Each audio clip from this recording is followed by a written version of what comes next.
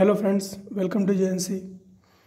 Friends, इस video से हम केमिस्ट्री स्टार्ट कर रहे हैं और आज हम एटॉमिक स्ट्रक्चर की बात करेंगे। तो फ्रेंड्स, हम क्वेश्चन सॉल्व करेंगे सिर्फ, है ना। थ्योरी के लिए आपको दूसरे रेफरेंस यूज़ करने पड़ेंगे। तो फ्रेंड्स, जो हमारे पास फर्स्ट क्वेश्चन है वह है which one about an electron occupying the 1s orbital in a hydrogen atom is incorrect. तो एक इलेक्ट्रॉन है जो कि 1s ऑर्बिटल में है हाइड्रोजन एटम की, उसके बारे में हमें स्टेटमेंट्स दे रखे हैं और हमें बताना है कौन सा स्टेटमेंट इनकरेक्ट है। तो फर्स्ट स्टेटमेंट जो है वो है the electron can be found at a distance 2a0 from the nucleus. Second statement है the magnitude of potential energy is double that of its kinetic energy on an average. Third statement है the probability density of finding electron is maximum at the nucleus. Fourth statement है the total energy of electron is maximum when it is at a distance a0 from nucleus. तो friends, अगर first statement को मैं explain करूं तो the electron can be found at a distance 2a0 from the nucleus. तो friends, 2a0 distance hydrogen atom की बात हो रही है, तो इसका 1s कहाँ पर होगा, है ना। यानी कि जो फर्स्ट ऑर्बिट है 1s ऑर्बिटल कहाँ पर होगा, फर्स्ट एनर्जी लेवल पर होगा, है ना। फर्स्ट एनर्जी लेवल पर होगा और कहाँ पर होगा, R1 पे होगा। R1 क्या है, first radius of energy level. और ये क्या होती है, ये होती है Rn, है ना। Rn a0 n² z, है ना। a0 क्या है, बोर रेडियस, n क्या है, ऑर्बिट नंबर या एनर्जी लेवल का नंबर, और z क्या है, एटॉमिक नंबर, है ना। तो अगर इसमें n की वैल्यू 1 डालें तो हमारे पास फर्स्ट जो एनर्जी लेवल है उसकी रेडियस हमारे पास आ जाएगी और वो कितनी आएगी, a0 आएगी, है ना। और 2 डालेंगे तो हमारे पास कितनी आएगी, 4a0 आएगी, है ना। 2 डालेंगे तो कितनी आएगी, 4a0 आएगी। तो 1s कहाँ पर है, a0 पर है, और 2s कहाँ पर है, 4a0 पर है ना।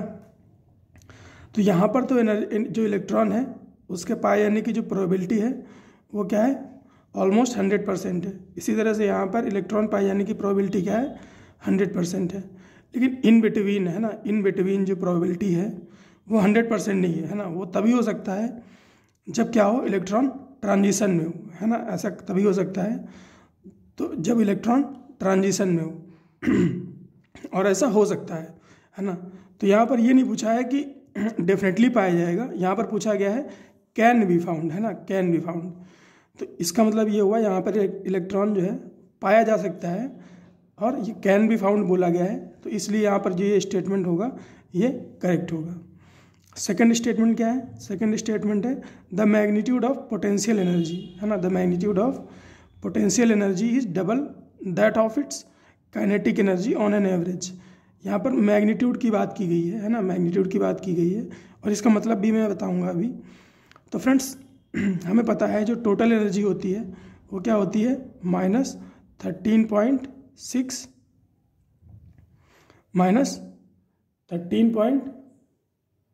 z² है ना, z²/n², और ये बराबर होती है किसके, काइनेटिक एनर्जी के, है ना।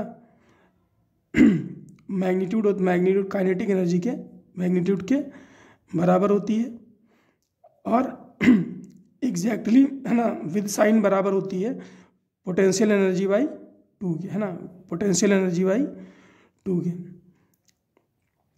तो अगर मैग्नीट्यूड की बात करें, मैग्नीट्यूड की बात करें तो पोटेंशियल एनर्जी क्या है, ट्वाइस है काइनेटिक एनर्जी की, है ना, ट्वाइस है काइनेटिक एनर्जी की।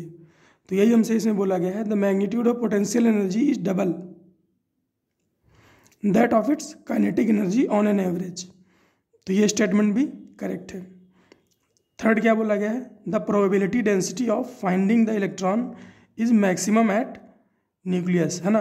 The probability density of finding the electron is maximum at nucleus.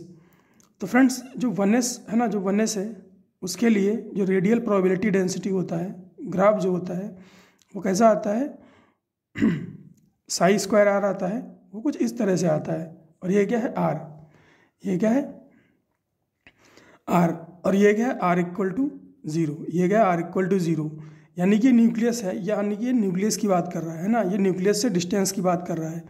जैसे ये आर है ना, ये क्या है, ये आर है,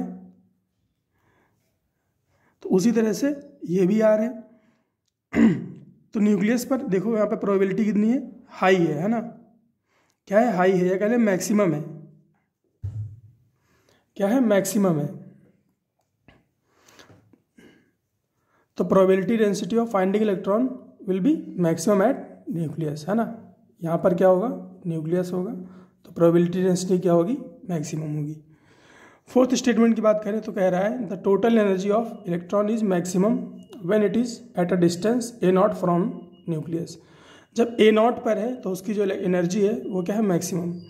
फ्रेंड्स, हमें पता है कि इलेक्ट्रॉन जिस ऑर्बिट में होता है ना, जिस एनर्जी लेवल पे या ऑर्बिट में है होता है, उसकी जो एनर्जी होती है उतनी ही होती है ना, उसकी जो एनर्जी होती है वो उतनी ही होती है।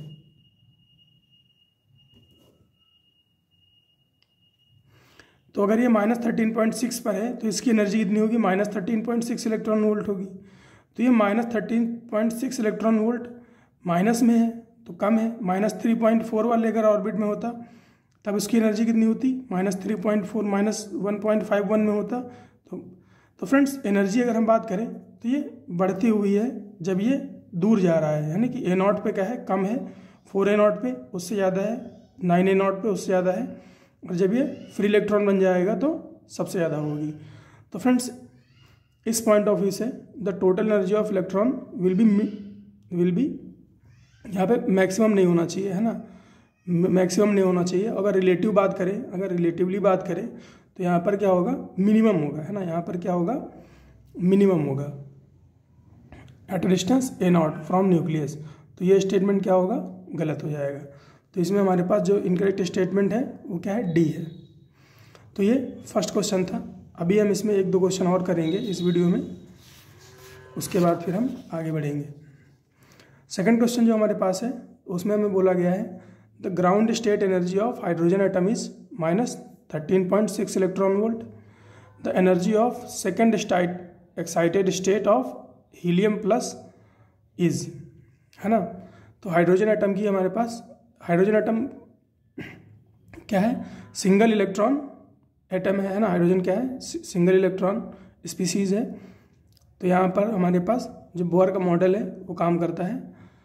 तो हमारे पास एनर्जी का फॉर्मूला क्या होता है सिंगल इलेक्ट्रॉन एटम के लिए, En is equal to -13.6 Z² electron volt, है ना, पर एटम। और n क्या होता है, n शेल नंबर होता है ना, n शेल नंबर होता है। तो energy of second excited state of helium plus की हमसे पूछी गई है। तो हीलियम के पास 2 इलेक्ट्रॉन होते हैं, और अगर ये हीलियम प्लस बना, लाइट को क्या हो रहा है बार बार, और अगर ये हीलियम प्लस बना तो क्या होगा, ये सिंगल इलेक्ट्रॉन बन जाएगा, है ना। ये क्या बन जाएगा, अगर ये हीलियम प्लस हो गया तो क्या होगा, 1 इलेक्ट्रॉन डोनेट कर देगा, तो ये क्या बन जाएगा, सिंगल इलेक्ट्रॉन स्पीसीज बन जाएगा। तो helium plus single electron species है, तो यहाँ पर बोर मॉडल काम करेगा। हीलियम का एटॉमिक नंबर 2 है ना, तभी 2 इलेक्ट्रॉन है। तो ग्राउंड स्टेट क्या है हीलियम प्लस के लिए, n इज इक्वल टू 1 है, ग्राउंड स्टेट 1 है।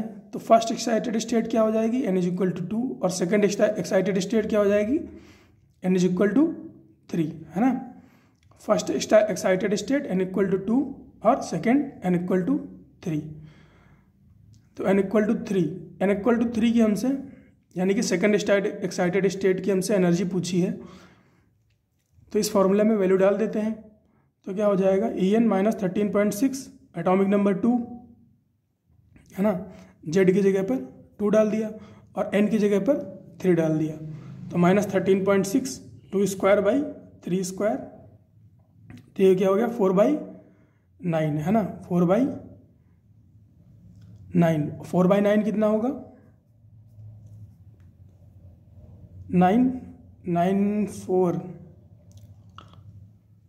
9 चौक 36, तो ये करीब करीब बनेगा 0.42 है ना, 0.42। इसका 13.6 से मल्टीप्लाई करोगे है ना, इसको मल्टीप्लाई करोगे 13.6 से, तो ये क्या है 0.5 के आसपास है, ये 12 के आसपास है, तो ये 6 के आसपास आएगा है ना।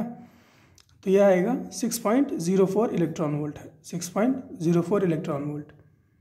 इसके बाद हमारे पास जो थर्ड क्वेश्चन है उसमें हमें क्या दे रखा है, उसमें हमसे बोल रखा है a stream of electrons from a heated filament है ना, a stream of electrons from a heated filament was passed between two charge plates है ना, दो चार्ज प्लेट्स हैं, उनके बीच से स्ट्रीम ऑफ इलेक्ट्रॉन को पास किया गया, kept at a potential difference VESU है ना, V जो है उनके बीच का पोटेंशियल डिफरेंस है, उनके बीच इलेक्ट्रॉन्स को पास किया गया हीटेड फिलामेंट के थ्रू है ना। तो if E and M are charge and mass of an electron, then value of h by lambda will be। अब फ्रेंड्स यहाँ पे इलेक्ट्रॉन बोला है ना, इलेक्ट्रॉन बोला है और लेमडा की बात कर रहा है। तो फ्रेंड्स इलेक्ट्रॉन क्या होता है, पार्टिकल है ना, इलेक्ट्रॉन क्या होता है, पार्टिकल। और अगर पार्टिकल के लिए वेवलेंथ की बात की जाए तो आप हमेशा कहाँ जाओगे, डी ब्रॉगली है ना, डी ब्रॉगली वाले कॉन्सेप्ट पे जाओगे। तो हमसे h बाई लेमडा पूछा है, तो सबसे पहले तो हम कहाँ जाएंगे, डी ब्रॉगली वाले कॉन्सेप्ट पे है ना। तो लेमडा इज इक्वल टू क्या हो जाएगा, h/p है ना, h/p। h क्या है, प्लैंक कांस्टेंट, p क्या है, मोमेंटम, p क्या है, मोमेंटम। तो h बाई लेमडा क्या हो जाएगा, p, h बाई लेमडा क्या हो जाएगा, p। अब हमें p चाहिए है ना, p क्या है, मोमेंटम। अब यहाँ पर आ जाते हैं प्लेट्स पे है ना, प्लेट्स पे आ जाते हैं। तो कोई इलेक्ट्रॉन जो होगा है ना, कोई इलेक्ट्रॉन जो होगा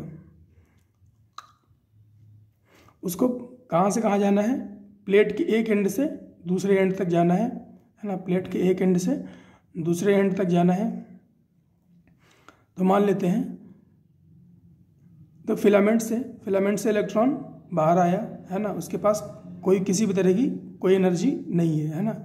अब वो प्लेट में रखा हुआ है ना, प्लेट्स के बीच में रखा हुआ है, और प्लेट्स के बीच में क्या है, पोटेंशियल डिफरेंस, ये प्लस है और ये माइनस है। तो इलेक्ट्रिक फील्ड कैसी होगी, प्लस से माइनस, इलेक्ट्रिक फील्ड कैसी होगी, प्लस से माइनस। तो इलेक्ट्रॉन्स पे कैसे, किस डायरेक्शन में फोर्स लगेगा, माइनस से प्लस की तरफ है ना, माइनस से प्लस की तरफ। और बात करें अगर कि इलेक्ट्रॉन को एक एंड से दूसरे एंड तक जाने में है ना, जाने में कितना वर्क डन रिक्वायर्ड है ना, कितना वर्क डन रिक्वायर्ड है या फिर कितना वर्क डन हुआ, तो वो होता है फ्रेंड्स Q इंटू वी के बराबर है ना। W कितना होता है, Q इंटू वी के बराबर है। यहाँ पर Q क्या है, इलेक्ट्रॉन है, तो EV के बराबर हो जाएगा। और फ्रेंड्स ये जितना भी वर्क डन है यहाँ से यहाँ तक, वो कंजर्वेशन ऑफ एनर्जी के अकॉर्डिंग किस में बदल जाएगा, काइनेटिक एनर्जी में। तो काइनेटिक एनर्जी क्या हो जाएगी, वर्क डन के बराबर। और काइनेटिक एनर्जी क्या होती है, हाफ mv², और वर्क डन क्या है, E इंटू कैपिटल V। और फ्रेंड्स इस हाफ mv² को हमें पता है P इज इक्वल टू क्या होता है, mv है ना, P is equal to momentum, P is equal to क्या होता है, mv। तो अगर इस mv² को हम P के टर्म्स में लिखें तो क्या लिखेंगे, एक m को ऊपर नीचे m से मल्टीप्लाई कर देंगे, तो ये क्या बन जाएगा, p²/2m है ना, p²/2m इक्वल टू EV। और 2m को इधर भेजेंगे और फिर स्क्वायर रूट लेंगे, तो हमारे पास p इज इक्वल टू क्या आ जाएगा, √2m EV है ना, √2m EV। तो h बाई लेमडा क्या हो जाएगा, यहाँ से इसको यहाँ ले आओ, h बाई लेमडा क्या हो जाएगा, √2m EV है ना, सी ऑप्शन। तो ये फ्रेंड्स 3 क्वेश्चन थे इस वीडियो में, आई होप आपको समझ में आए होंगे। आगे भी क्वेश्चन है वो नेक्स्ट वीडियो में सॉल्व करेंगे अपन।